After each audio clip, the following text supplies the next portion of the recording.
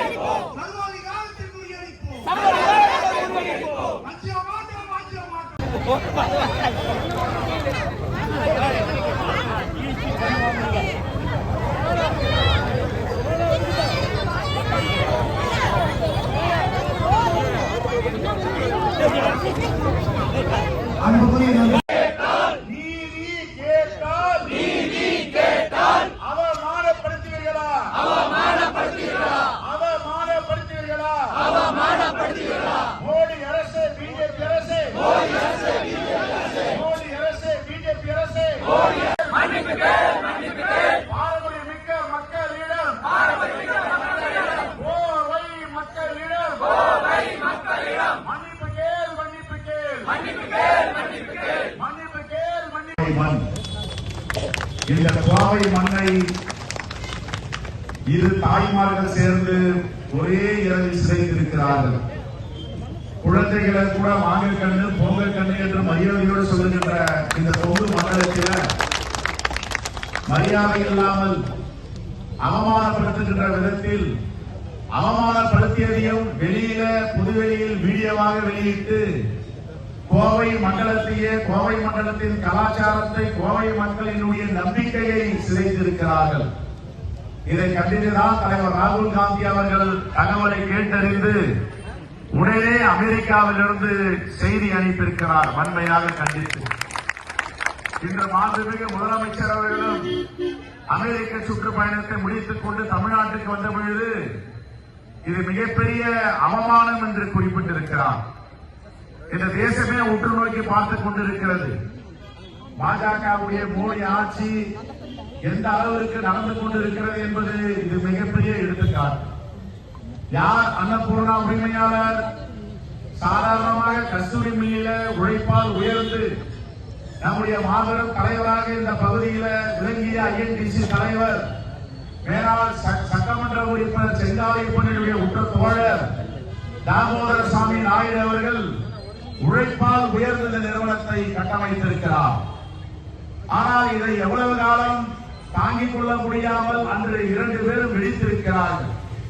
எதற்காக GST குறைத்திருக்கும் நாளை கோவையிலே இவர்கள் அமைத்தார்கள். குறைத்திருக்கும் நாளையில் தன்னுடைய குறைகளை சுட்டிக்காட்ட வேண்டும். வியாபாரத்தில் என்ன பிரச்சனைகள் இருக்கிறது என்பதை கலந்துரையாட வேண்டும். அமைச்சரிடமும் அதிகாரி பெருமக்களிடமும் பிரச்சனைகளை எடுத்து சென்றால் தான் தீர்வு கிடைக்கும். அவருடைய அன்னபூர்ணா உணவகத்திற்காக மட்டும் இந்த செய்தியை சொல்லவில்லை. ஒட்டுமொத்த ஓட்டல் நிறுவனமும் இந்த சிற்றுண்டி நடத்துபவர்களும் மிகப்பெரிய வீழ்ச்சியிலே இருக்கிறார்கள். இதை சரி செய்து கொடுங்கள் என்று பெருந்தன்மையாக சொல்லியிருக்கிறார். அவர் பேசிய வீடியோ பதிவை நான் பார்த்தேன் கூர்ந்து. அவர் ஒரு சமூகவாதியாக இந்த தேசத்தை நேசிக்கின்ற ஒரு மனிதராக பேசியிருக்கிறார். என்ன சொல்லுகிறார் என்றால் 18%, 5% இப்படி ஒன்றுக்கும் ஒரு வரி இருக்கிறது. மண்ணுக்கு வரி இல்லை, ஆனால் அந்த மண்ணில் வைக்கின்ற வெண்ணெய்க்கு வரி போடுகிறீர்கள 18 விழுக்காடு. என்னை வாடிக்கையாளர்கள் கேட்கிறார்கள், நீங்கள் வெண்ணெயை தனியாக கொடுங்கள், நாங்கள் அதை தடவி சாப்பிட்டுக் கொள்கிறோம் என்று. அவர் என்ன அதில் தவறு இருக்கிறது? அதை மீறி ஒரு வார்த்தை சொல்லுகிறார். வேண்டுமானால் எல்லாவற்றுக்கும் ஒரே மாதிரி சராசரியாக யூனிஃபார்ம் டாக்ஸ் கொண்டு வாங்கன்னு சொல்றார். இது இந்த தேசத்தை நலன்கருதி அவர் பேசியிருக்கிறார்.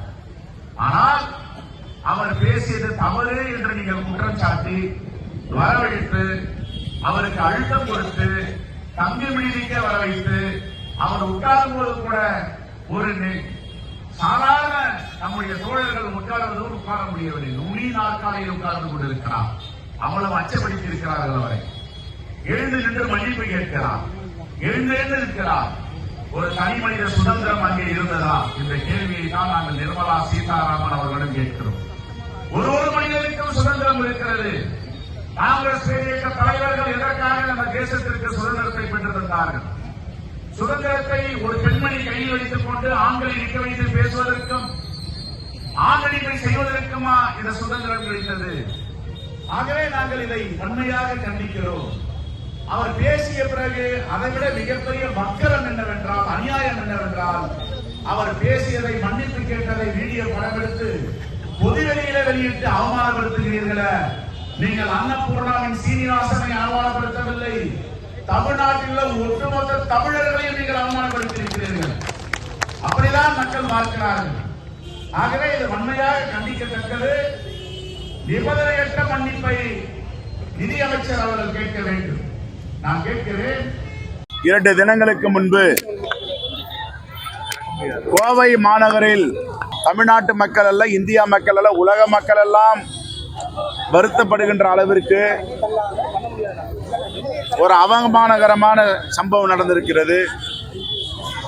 ஜிஎஸ்டி குறை தீர்க்கும் நாளில் இந்த தேசத்தின் ஒன்றிய அமைச்சர் மாண்புமிகு நிர்மலா சீதாராமன் அவர்களும் இந்த பகுதியின் சட்டமன்ற உறுப்பினர் மாண்புமிகு திருமதி வானதி சீனிவாசன் அவர்களும் அந்த கூட்டத்தில் கலந்திருக்கிறார்கள். எல்லோரும் மேடை மீது அமர்ந்திருக்கிறார்கள். மேடையின் கீழே தொழில் முனைவோர்களை அழைத்து அழைப்பு கொடுத்து உங்களுடைய குறைகளை சொல்லுங்கள் என்று சொல்லியிருக்கிறார்கள். அந்த அடிப்படையில் அன்னபூர்ணா உணவகத்தின் உரிமையாளர் மரியாதைக்குரிய திரு சீனிவாசன் அவர்கள், பன்னுக்கு வரி இல்லை, ஜிஎஸ்டி, பன்னில் தடவும் வெண்ணெய்க்கு வரி போடுகிறீர்களே, வாடிக்கையாளர்களாம் எங்களுக்கு வெண்ணெயை தனியா தாருங்கள், இனிப்புக்கு 5% ஜிஎஸ்டி இருக்கிறது, இனிப்பை தனியா தாருங்கள் என்று எங்களிடம் முறையிடுகிறார்கள். அதை நாங்கள் மாண்புமிகு நிதியமைச்சரிடம் சொல்லுகிறோம், இதை சரி செய்து தாருங்கள் என்று கோரிக்கை வைக்கிறார். அது மட்டுமல்ல, கொங்கு தமிழ் நல்ல தமிழ், குழந்தைகளை கூட மரியாதையாக வாங்க கண்ணு பொங்க கண்ணு என்று சொல்லுகின்ற அளவுக்கு தமிழ் பாரம்பரியம், கலாச்சாரம், பண்பாடு உள்ள மண் இந்த மண், கொங்கு மண்டலம். இந்த மண்ணில அவர் கொங்கு தமிழில் நம்முடைய சட்டமன்ற உறுப்பினர்கள் கூட வருவார், உணவருந்திருக்கிறார், காப்பி குடித்திருக்கிறார் என்று அவர் மகிழ்ச்சியாக அன்பாக சொல்லுகிறார். தன்னுடைய மகளை போன்று, தன்னுடைய சகோதரி போன்று அவர் பேசுகிறார். அதையெல்லாம் மனதில் வைத்துக்கொண்டு அவர் நிதியமைச்சர் தங்கும் விடுதிக்கு வர வைத்து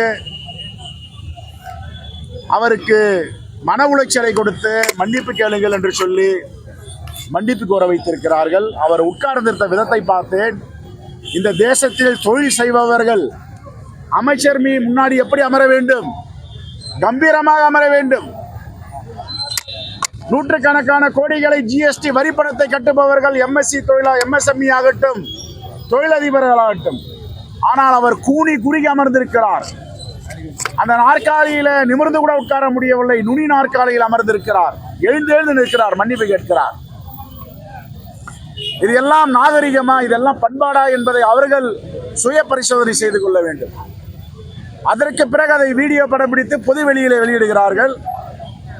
இது எவ்வளவு பெரிய வக்கரம், அநியாயம்,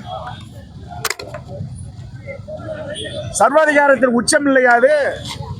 அதைத்தான் தலைவர் ராகுல் காந்தி அவர்கள் கேட்டு தெரிந்து உடனே அமெரிக்காவிலிருந்து பதிவிட்டிருக்கிறார், வன்மையாக கண்டித்திருக்கிறார். அந்த அடிப்படையில் தலைவர் ராகுல் காந்தி அவர்களுடைய ஆணையை ஏற்று இப்பொழுது கோயம்புத்தூர் மாவட்டத்தில் இந்த ஆர்ப்பாட்டத்தை செய்திருக்கிறோம். எங்களுடைய கோரிக்கை, மோடி அவர்கள் உடனே தலையிட்டு அவருடைய அமைச்சரவை சகாவான நிதியமைச்சர் திருமதி நிர்மலா சீதாராமன் அவர்களை கோயம்புத்தூர் மக்களிடமும் மன்னிப்பு கேட்க சொல்ல வேண்டும். முதலில் மன்னிப்பு கேட்க சொன்னது தவறு. இரண்டாவது, அவரே மன்னிப்பு கேட்டிருந்தாலும் பெருந்தன்மையாக அதை பொதுவெளியில் ஊடகங்களில் வீடியோவாக வெளியிட்டது அதைவிட மிகவும் தவறு. அவர் என்ன பஞ்ச பாதகம் செய்தார்? தொழிலாளிகளுக்காகவும் உணவக உரிமையாளர்களுக்காகவும் பிரதிநிதியாக அவர் குரல் கொடுத்திருக்கிறார். திமுக போக முடியுமா? அதிமுக போக முடியுமா? காங்கிரஸ் கட்சி போக முடியுமா? கம்யூனிஸ்ட் கட்சி போக முடியுமா? யாராவது அந்த அறைக்குள்ள போக முடியுமா? எத்தனை செக்யூரிட்டி? யார் அந்த பணத்தை எடுத்தது? யார் அந்த பணத்தை வெளியிட்டது? ஒரு கூட்டத்துல ஜிஎஸ்டி பத்தி பேசும்போது நிர்மலா சீதாராமனை பாராட்டி தான் பேசுறாரு. அதுக்கப்புறம் தான் அவர் அந்த வரி விதிப்பை பத்தி எல்லாம் பேசுறாரு. திமுக ஊடகம் திட்டமிட்டு அதை மட்டும் பரப்பினதா சொல்லப்படுது. நான் என்ன சொல்றேன், பாராட்டி பேசினார்ல, மகிழ்ச்சி, நல்லா பாராட்டுட்டோம். அவங்க நல்லது செஞ்சா நாங்களும் பாராட்ட போறோம். பாராட்டி பேசினார் எதுக்கு நீங்க அறைக்கு அழிச்சிங்க? அவர் உட்கார்ந்துக்கிற முறையை பாருங்க. எந்த விதத்தில் நுனி நாற்காலியில் உட்கார்ந்துருக்காரு, நிமிர்ந்து கூட உட்கார முடியல. அவர் என்ன அடிமையா? இந்த தேசத்திற்கு வரி கட்டுபவர், பல ஆயிரம் தொழிலாளர்களுக்கு வேலை வாய்ப்பை உருவாக்கி தருபவர். அவர் எதுக்கு கூனி குறுக்கி உட்காரணும்? சரி, எழுந்தேந்து நிற்கிறாரு. எதுக்கு எழுந்தேந்து நிற்கிறாரு? ஒரு பாடி லாங்குவேஜ் தெரியுது இல்ல? எழுந்தேந்து நின்று மன்னிப்பு கேட்கிறாரு. சரி, அதை கூட விடுங்க, மன்னிப்பு கேட்டார். அந்த மன்னிப்பு கேட்கிற வீடியோல நிர்மலா சீதாராமன் சொல்லும் போது ஜிஎஸ்டி பத்தி நீங்க எந்த விளக்கம் கேட்டாலும் சொல்றதுக்கு நான் தயார், ஆனா தனிப்பட்ட உங்க வாடிக்கையாளர் சாப்பிட்றதையும், அதுவும் ஒரு பெண்மணி அந்த அறைக்குள்ள சாதாரணமா என்ன போயிட முடியுமா? இதையெல்லாம் திட்டமிட்டு செய்திருக்கிறார்கள். இதுதான் நாங்கள் வன்மையாக கண்டிக்கிறோம். வீடியோ வெளியிட்டது யாராவது தான் நீங்க கேளுங்க. தவறு செய்ய அவர் பெருந்தன்மையா மன்னிப்பு கேட்டாருன்னு சொல்றீங்க, ரைட், அது கூட ஒத்துக்கலாம்.